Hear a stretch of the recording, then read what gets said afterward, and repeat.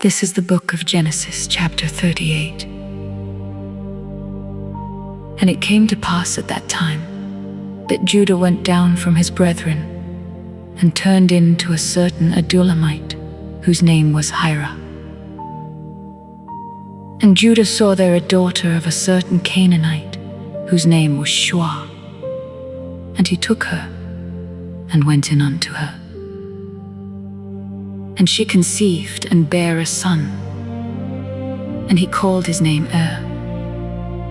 And she conceived again and bare a son, and she called his name Onan.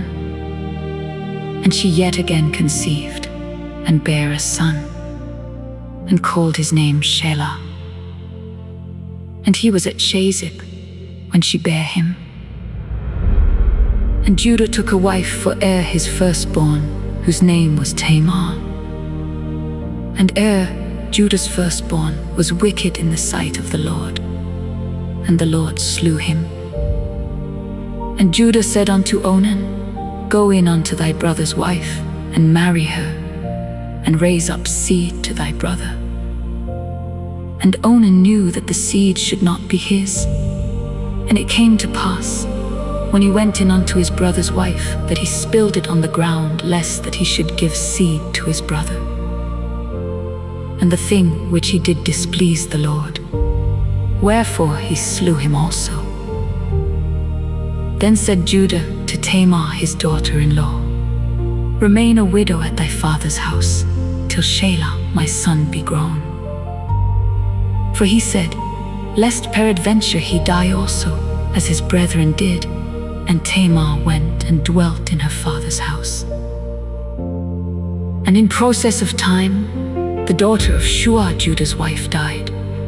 And Judah was comforted, and went up unto his sheep shearers to Timnath, he and his friend Hira, the Adullamite. And it was told Tamar, saying, Behold, thy father-in-law goeth up to Timnath to shear his sheep.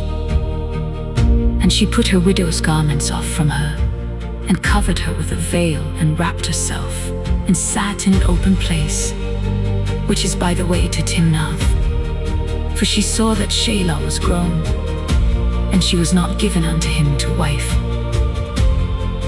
When Judah saw her, he thought her to be an harlot, because she had covered her face. And he turned unto her by the way, and said, Go to, I pray thee, let me come in unto thee. For he knew not that she was his daughter-in-law. And And she said, What wilt thou give me, that thou mayest come in unto me?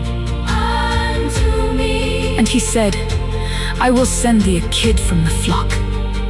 And she said, Wilt thou give me a pledge, till thou send it? And he said, What pledge shall I give thee? And she said, Thy signet, and thy bracelets, and thy staff that is in thine hand. And he gave it her, and came in unto her, and she conceived by him.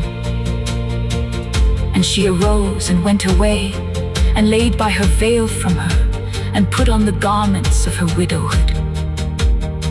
And Judah sent the kid by the hand of his friend the Adullamite, to receive his pledge from the woman's hand. But he found her not. Then he asked the men of that place, saying, Where is the harlot that was openly by the wayside? And they said, There was no harlot in this place. And he returned to Judah, and said, I cannot find her. And also the men of the place said, that there was no harlot in this place. And Judah said, Let her take it to her, lest we be shamed. Behold, I sent this kid, and thou hast not found her. And it came to pass about 3 months after, that it was told Judah, saying, Tamar thy daughter-in-law hath played the harlot. And also, behold, she is with child by whoredom. And Judah said, Bring her forth, and let her be burned. When she was brought forth, she sent to her father-in-law, saying, By the man whose these are, am I with child? And she said, discern, I pray thee, whose are these, the signet and bracelets and staff? And Judah acknowledged them, and said, she hath been more righteous than I, because that I gave her not to Shelah my son. And he knew her again no more. And it came to pass, in the time of her travail, that, behold, twins were in her womb. And it came to pass, when she travailed, that one put out his hand, and the midwife took and bound upon his hand a scarlet thread, saying, this came out first. And it came to pass, as he drew back his hand, that, behold, his brother came out. And she said, how hast thou broken forth? This breach be upon thee.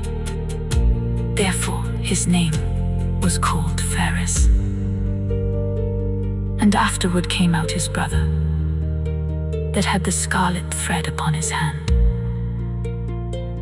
and his name was called Sarah.